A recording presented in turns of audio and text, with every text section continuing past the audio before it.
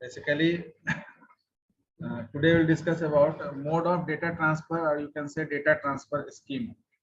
तो कंप्यूटर में basically data transfer कहाँ पर एग्जिस्ट करता है? एनीवन? डेटा का मूवमेंट यानी मूवमेंट ऑफ डेटा आकर on which memory, on which location? input output device to CPU and CPU to memory and memory to CPU.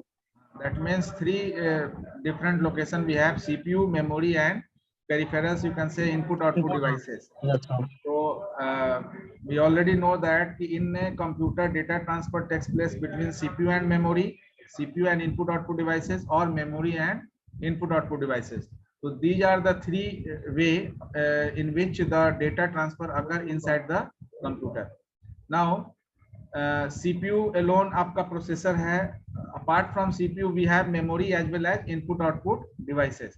तो input output devices और CPU memory में जो memory है वो तो आपका CPU से कंपेटेबल है, क्योंकि we introduce cache memory just to make the primary memory compatible with the CPU. But the input output devices are not compatible with the CPU. कंपेटेबल नहीं होने का मतलब है कि your input output devices are not always match with the speed of the particular processor. So there are certain slow input output devices. Why it is slow? Because the devices are not directly connected with the CPU.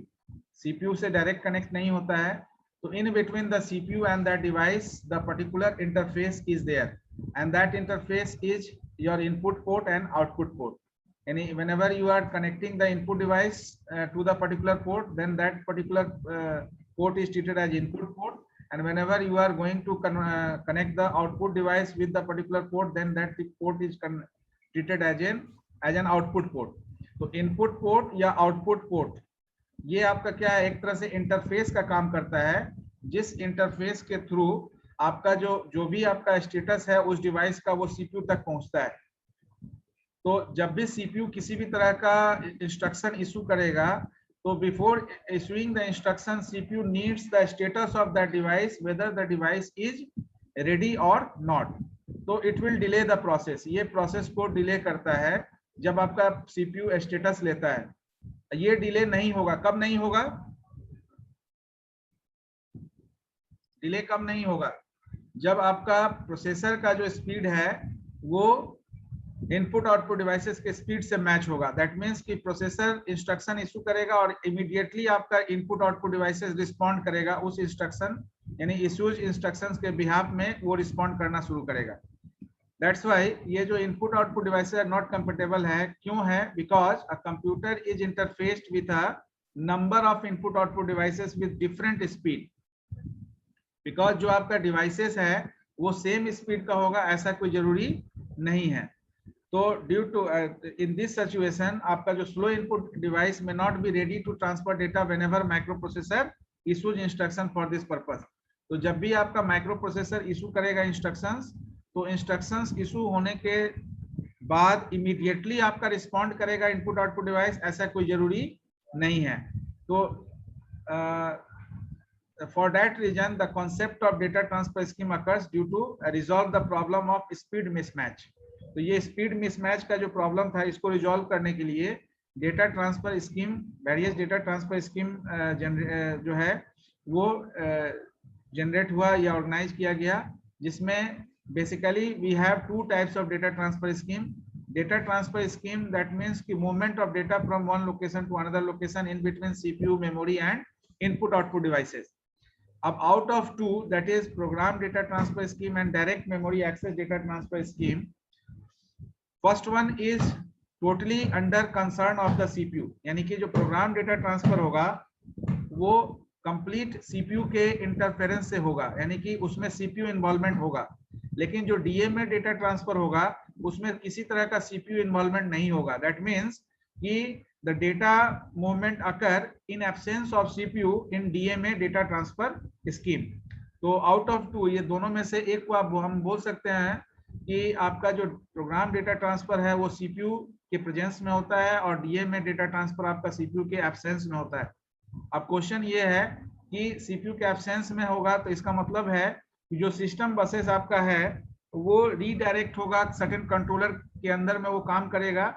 तो processor के जगह वो DMA controller के under में work करेगा, और जब तक आपका data direct memory access generate होगा तब तक वो पर्टिकुलर जो आपका बसेस है वो डीएमए कंट्रोलर के कंट्रोल में आपका वर्क करेगा। तो इसके लिए last session question answer session में हम लोग क्वेश्चन भी एक डिस्कस किए थे कि डीएमए ऑपरेशन के लिए कौन सा पिन जो है रिस्पॉन्सिबल है इंटेल 8086 में, कौन सा पिन है? एनीवन?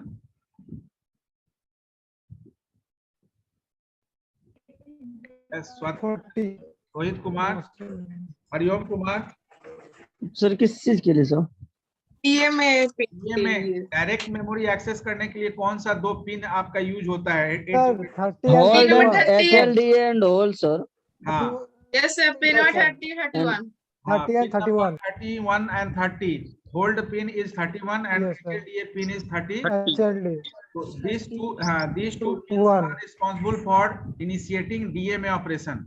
तो DMA ऑपरेशन को इनिशिएट करने के लिए, और सेम पिन जो है वो रिक्वेस्ट और ग्रांट पिन का भी काम करता है जब आपका मैक्सिमम ऑपरेटिंग मोड में वो वर्क करता है, ठीक है ना। तो जब ये डीएमए डेटा ट्रांसफर स्कीम जब हम लोग डिस्कस करेंगे, तो यू जस्ट इमेजिन दैट कि in that session DMA operation takes place to perform data transferring in between the memory and peripherals. तो मेमोरी और पेरिफेरल्स के बीच में आपका डेटा ट्रांसफर डायरेक्ट मोड में होगा विदाउट एनी सीपीयू इंटरफेरेंस। तो in DMA operation no CPU interference is there, क्योंकि वहां पर हम लोग देखे कि डीएमए ऑपरेशन के लिए जैसे ही आपका डीएमए कंट्रोलर रिक्वेस्ट को होल्ड करता है, इस डायग्राम को भी हम लोग देखते हैं। तो एक्चुअली डीएमए ऑपरेशन में होता क्या है कि आपका डीएमए कंट्रोलर डीमैक, मेमोरी और डिस्क कंट्रोलर, तो disk controller passes the request to the DMA controller that through the DMA request pin direct, और जैसे ही रिक्वेस्ट डीएमए कंट्रोलर को मिलता है तो यही 2 पिन हम लोग डिस्कस किए हैं, होल्ड और एचएलडीए, जिसको मैक्सिमम ऑपरेटिंग मोड में रिक्वेस्ट और ग्रांट पिन भी बोलते हैं। RQ stands for request and GT stands for grant. तो रिक्वेस्ट पिन के through DMA controller request submit करता है 8086 को, और 8086 फिर एक्नॉलेज देता है ग्रांट पिन से, यानी कि HLDA पिन से आपका जो है प्रोसेसर ग्रांट करता है डीएमए कंट्रोलर को।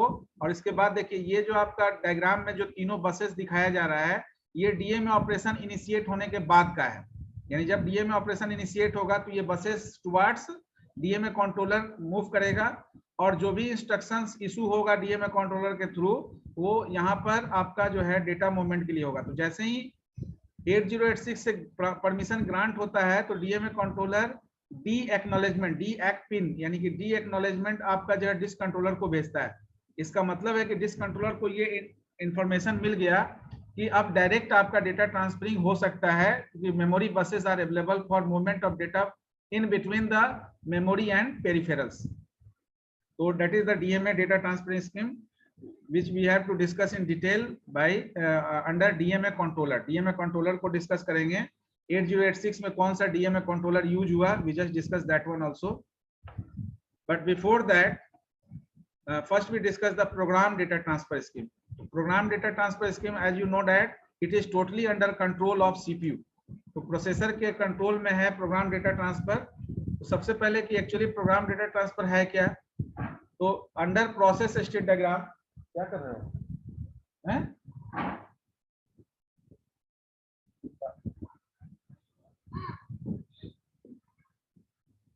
तो under programme data transfer scheme आपका जो डेटा ट्रांसफर होगा सीपीयू और इनपुट आउटपुट डिवाइसेस के बीच में होगा, और जो fully control of the processor होगा। इसका मतलब है कि ये जो आपका डेटा ट्रांसफर है ये सीपीयू के थ्रू एग्जीक्यूट होगा, यानी कि whenever the data transfer occur then that is under consideration of CPU. CPU always look after that sort of data transfer. तो एक्चुअली डेटा इस केस में क्या है, small amount of data is preferable. जब आपको small amount of data transfer करना होगा तो this mode of data transfer is preferable. तो इसमें एक्चुअली होगा क्या कि data transferred when the input output device is ready for the same. तो जब भी आपका इनपुट आउटपुट डिवाइस रेडी होगा तो आपका डेटा ट्रांसफर हो जाएगा सीपीयू के थ्रू आपका जो है इनपुट आउटपुट डिवाइसेस को। लेकिन program data transfer always preferable whenever the small volume of data is to be transferred from one location to another location. Whenever you have to transfer bulk or block of data or volume of data from one location to another location, then we just prefer the direct memory access DMA data transfer scheme inside the computer. So program data transfer, there are three types of program data transfer. First one is the synchronous, that is synchronous program data transfer. Second one is the asynchronous. Third one is the asynchronous. Synchronous का मतलब क्या होता है? Rohit Kumar, Hariom, on करिए, video on रखिए.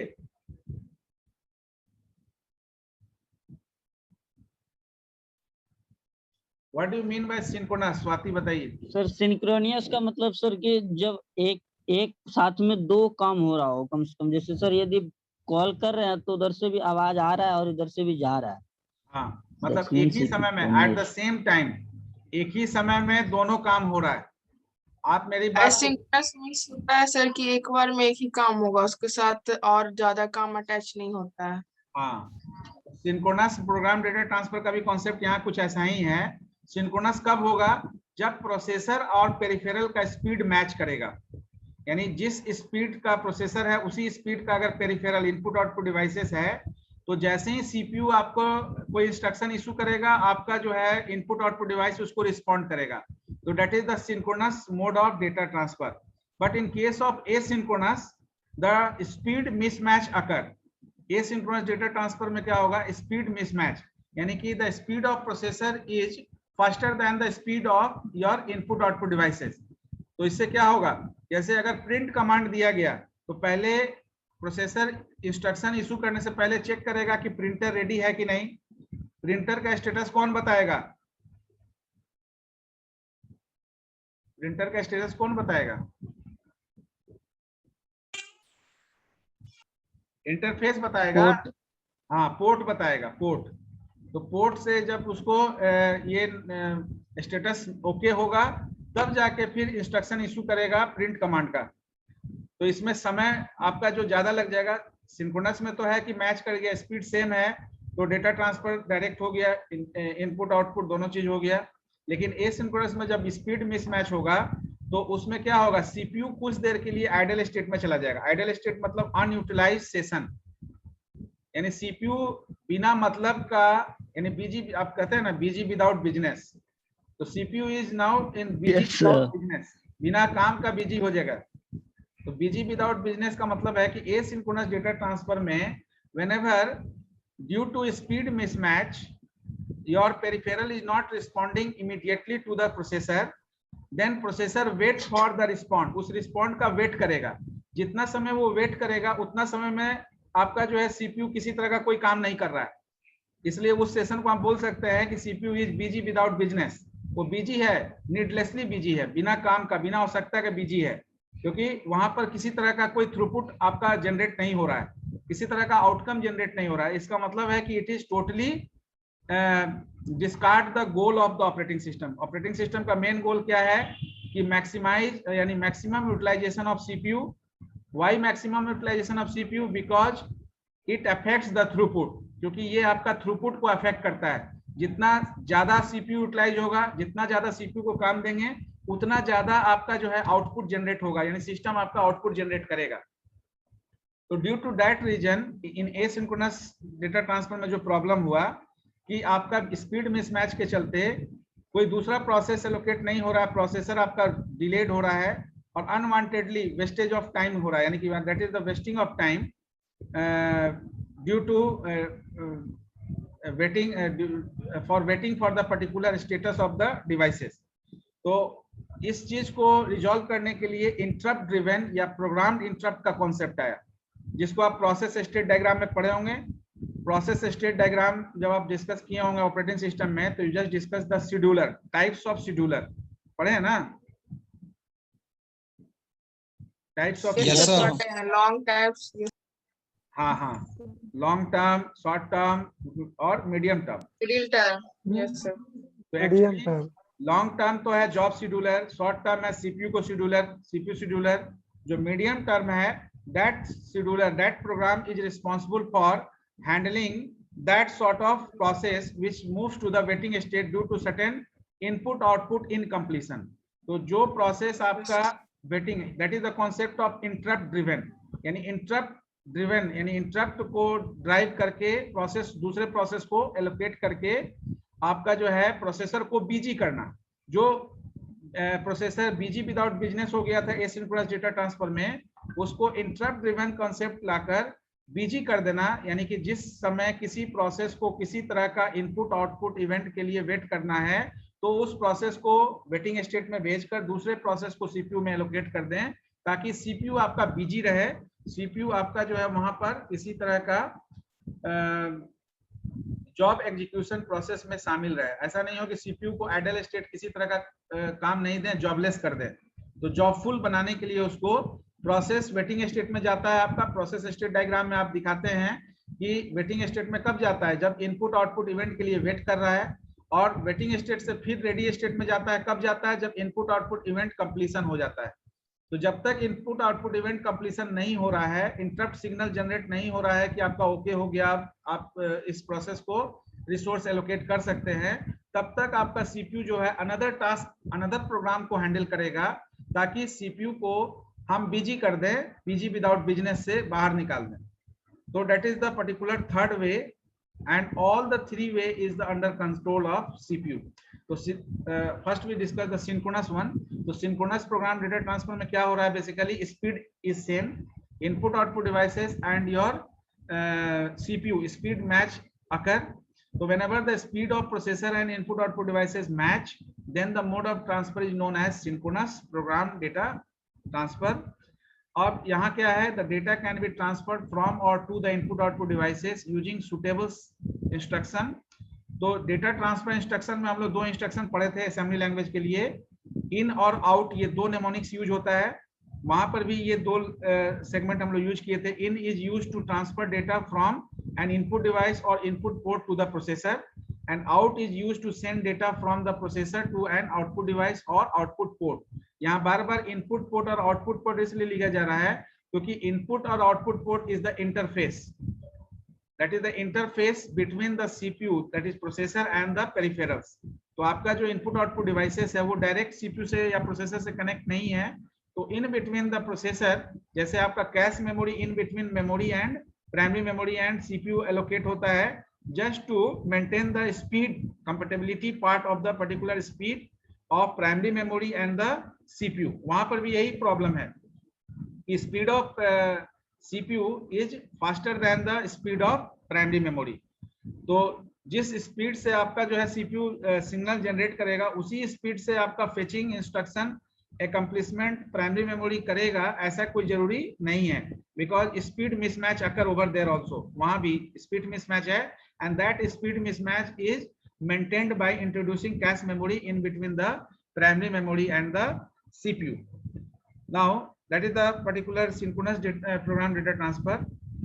in asynchronous, जैसा हम लोग अभी डिस्कस किए कि यहाँ प्रॉब्लम यही है कि जो आपका स्लो इनपुट आउटपुट डिवाइसेस है वो प्रोसेसर को इमीडिएट रिस्पॉन्ड नहीं कर पाता है।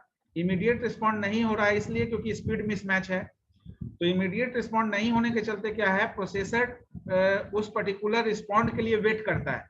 तो जो वेट करता है उस समय प्रोसेसर बिजी विदाउट बिजनेस हो जाता है, यानी कि नीडलेसली वेट करता है। तो उस पर्टिकुलर वेटिंग को अगर हम किसी प्रोसेस एलोकेशन से पूरा कर दें तो हमारा जो सिस्टम है वो मैक्सिमम सीपीयू यूटिलाइज होने के चलते थ्रूपुट हमारा बढ़ा देगा, यानी कि सिस्टम का थ्रूपुट बढ़ जाएगा अगर प्रोसेसर दूसरे प्रोसेस को उस पर्टिकुलर टाइम इंटरवल में लेकर उसका एग्जीक्यूशन इनिशिएट कर दे। तो एसिंक्रोनस में बेसिकली क्या है कि this type of data transfer scheme is used when the speeds of peripheral, that is input output devices and the processor do not match, and the timing, चूंकि match नहीं करेगा तो timing characteristics of the input device भी आप predict नहीं कर सकते हैं कि कितना समय में आपका वो रिस्पॉन्ड करेगा प्रोसेसर को, क्योंकि अब अलग अलग स्पीड का होगा, वेरिएशन ऑफ स्पीड होगा, तो उसके हिसाब से उसका टाइमिंग कैरेक्टरिस्टिक्स भी वेरी करेगा। तो फाइनली प्रिडिक्शन आप निकालना वहां पर संभव नहीं है। तो that is why in this method the processor initiates the device to get ready and then goes on checking the status of the device. अब ये क्या है कि इस मेथड में प्रोसेसर हमेशा इनिशिएट करता है पहले डिवाइस का स्टेटस को चेक करने के लिए कि रेडी है कि नहीं है, और वेट करता है उसके स्टेटस को। स्टेटस कौन देगा? स्टेटस कौन देगा? सर पोर्ट देगा सर, पोर्ट पोर्ट सपोर्ट देगा सर। इंटरफेस। तो इसलिए thus the microprocessor waits till the device becomes ready to transfer data।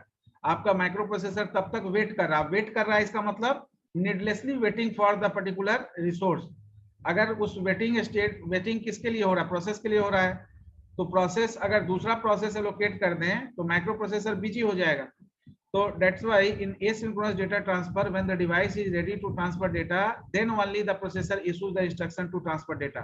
Until and unless device is not ready, then no instruction issued by the processor to transfer the data। अब ये जो जब तक issue नहीं हो रहा है instruction transferring का, तब तक तो सीपीयू नीडलेसली वेट कर रहा है। तो इसका ड्रॉबैक क्या था एसिंक्रोनस डेटा ट्रांसफर का कि due to slow input output devices processor is not utilised in an efficient manner. Processor का यूटिलाइजेशन एफिशिएंट मैनर में नहीं हो पा रहा था। तो wastage of timing is also one of the factor to invent new data transfer scheme. Wastage of time हो रहा था क्योंकि आपका जो है सीपीयू थोड़ी देर के लिए या ज्यादा देर के लिए जो वेट कर रहा था किसी रिसोर्स के लिए जो प्रोसेस को चाहिए, तो उस दौरान आप सीपीयू को दूसरा प्रोसेस एलोकेट करा सकते थे। तो for that reason the concept of interrupt driven or you can say programmed interrupt data transfer scheme occur. Now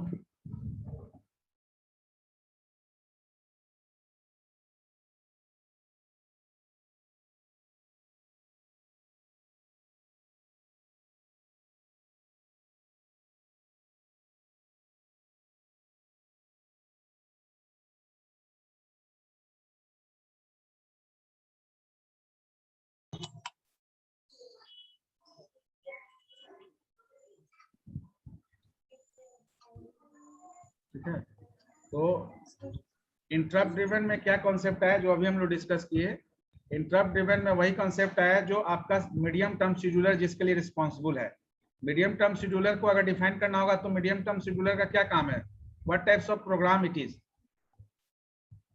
sir medium term scheduler sir used होता है जब सर एक प्रोसेस वेटिंग में चला जाता है, तो सर उसी के सर जब सर अधिक प्रोसेस वेटिंग में जाता है तो वो सेकेंडरी मेमोरी को यूज करता है, और उसी ट्रांजैक्शन को primary memory to secondary memory convert करने के लिए वो मीडियम टर्म शेड्यूलर का यूज करता है। तो जो प्रोसेस स्टेट डायग्राम बनाते हैं उसमें long term scheduler, CPU short term scheduler, और तीसरा जो मीडियम टर्म शेड्यूलर है उसका काम है कि इंटरप्ट जो भी आईएसआर जनरेट हो रहा है जिस भी पर्टिकुलर प्रोसेस के लिए, उस प्रोसेस को के रिकॉर्ड को ट्रैकिंग करना, यानी कि कौन कौन सा प्रोसेस जो है इनपुट आउटपुट इवेंट के लिए वेट कर रहा है। तो डिफरेंट आईएसआर, जैसे पीसीबी आपका जनरेट होता है हर प्रोसेस का, तो आईएसआर जनरेट होता है इंटरप्ट के लिए। तो जो आईएसआर नंबर आपका जनरेट हुआ, उस आईएसआर से जैसे ही इंटरप्ट सिग्नल रिक्वेस्ट ओवर होगा, यानी कि इंटरप्ट जो था वो ओवर होगा, तो फिर उसी आईएसआर से आपका प्रोसेस जो है रीजनरेट होगा रेडी क्यू से रनिंग स्टेट में। एट द मीन टाइम आपका जो प्रोसेस है वो अनदर, यानी प्रोसेसर आपका जो है सीपीयू, वो दूसरे प्रोग्राम के साथ कंटिन्यू करेगा। दूसरे प्रोग्राम से इसलिए क्योंकि आपका जो प्रोसेस है वो भी एक तरह का प्रोग्राम है, but it is a program in execution. Are you getting the point? तो Yes, sir. that is why the asynchronous data transfer scheme में जो प्रॉब्लम हुआ, क्या प्रॉब्लम था कि आपका asynchronous data transfer scheme method में keeps the CPU busy needlessly, यानी आपका CPU को बिना मतलब का busy without business करके रखता था।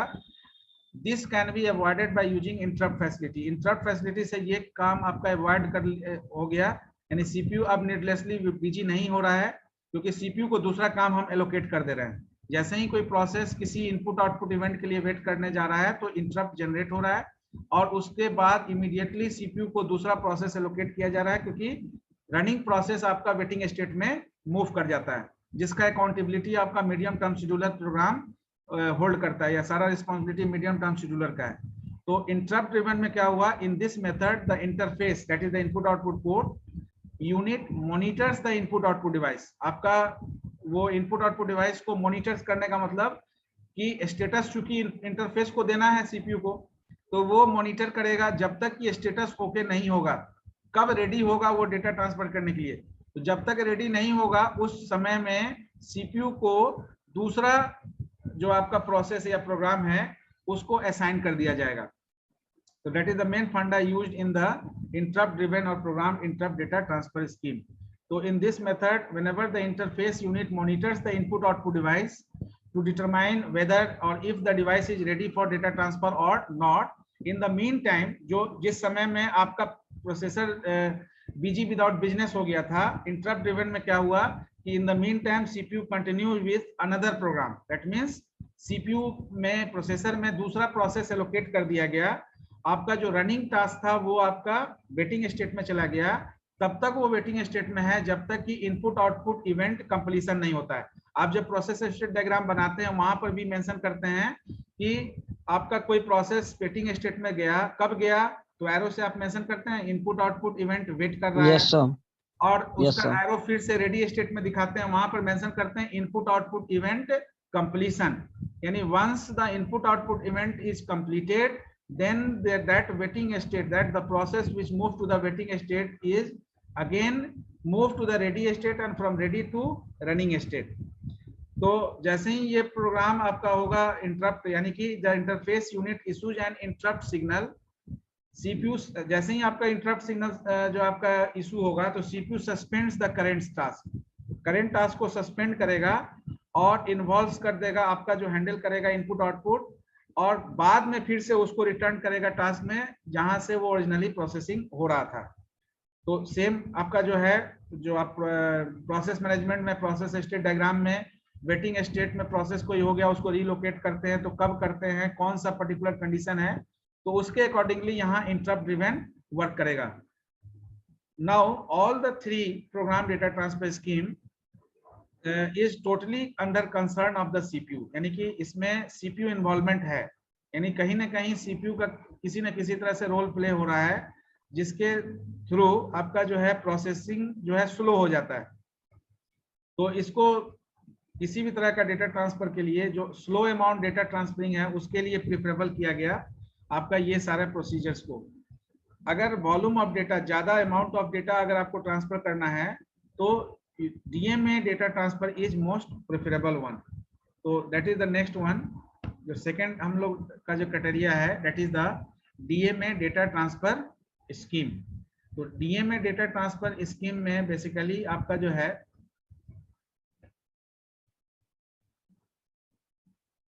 हम लोग ऑलरेडी डायग्राम के थ्रू इसको देखे हैं, एक पहले भी देखे हैं। DMA डेटा ट्रांसफर में या just remind the particular discussion occur when we discuss the pin diagram. तो पिन डायग्राम में जब हम 31 और 30 पिन की बात करते हैं तो वहां पर भी जब आपके सिस्टम में किसी भी तरह का डायरेक्ट मेमोरी एक्सेस ऑपरेशन के लिए रिक्वेस्ट जनरेट होता है, तो रिक्वेस्ट जब भी जनरेट होता है डिस्क कंट्रोलर के थ्रू होता है। तो डिस्क कंट्रोलर के थ्रू जो भी रिक्वेस्ट जनरेट होता है वो आपका DMA कंट्रोलर के लिए होता है, क्योंकि DMA controller is responsible for establishing or organizing the direct memory access because it is DMA controller, direct memory access controller. So controller needs certain authority, or controller needs the buses, memory buses through which the direct यानी DMA session is initiated. तो DMA controller को आपका system buses चाहिए and that is under control of the CPU or the processor. तो यहाँ पर क्या होगा, interface unit transfer the data to and from the memory unit via memory bus, ये DMA ट्रांसफर में होगा।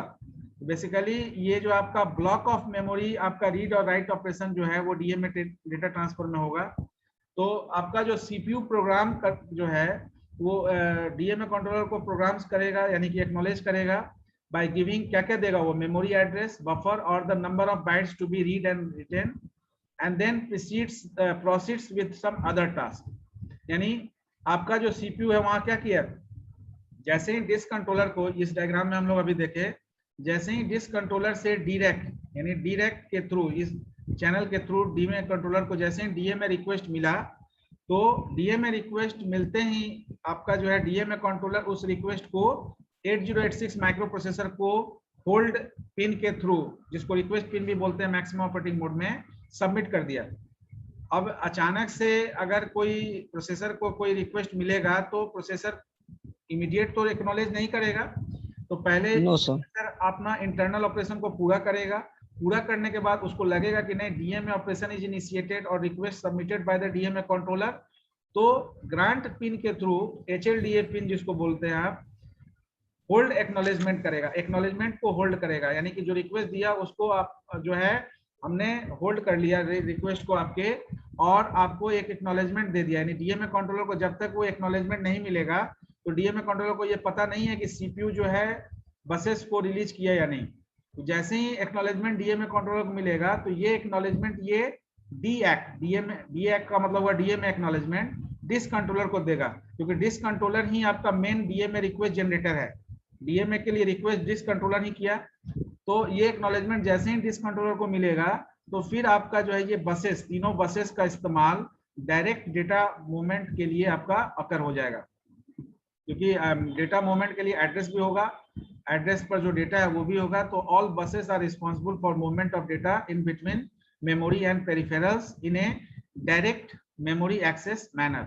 Now in this mode no CPU interference occur, तो थोड़े समय के लिए आपका जो प्रोसेसर है वो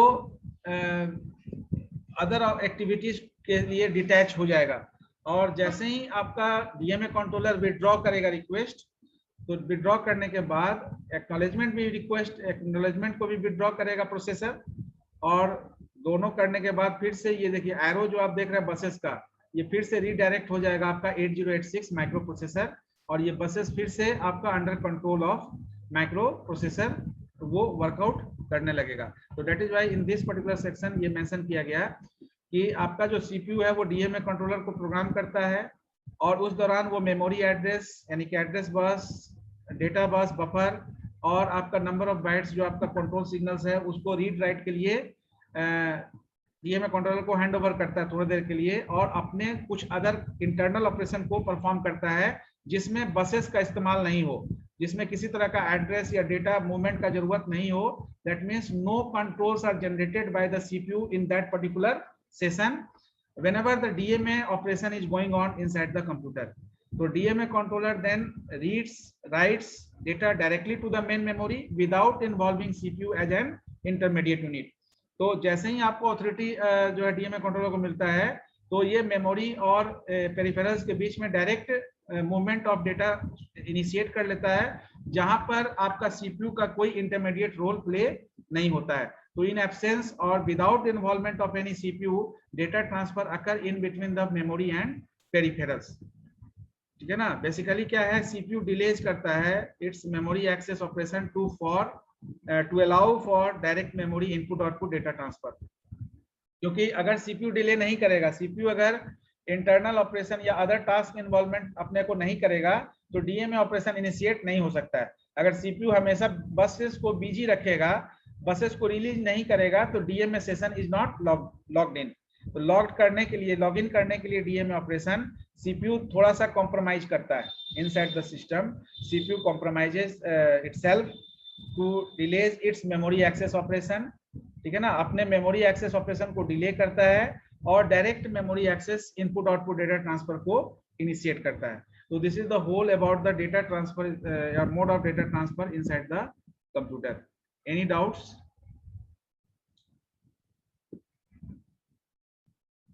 कुछ पूछना है?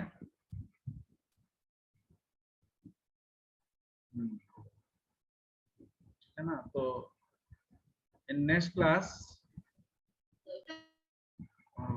before next class I just assign some PPT topic to all of you and make a group, and group listing is also posted in your WhatsApp group. आपके WhatsApp group में हम post कर देंगे along with the topic, and after a week or 10 days we just initiate the PPT session, because within that period of time most of the topic is completed, whatever topic is left now, and after completion we will initiate that PPT session to review the content.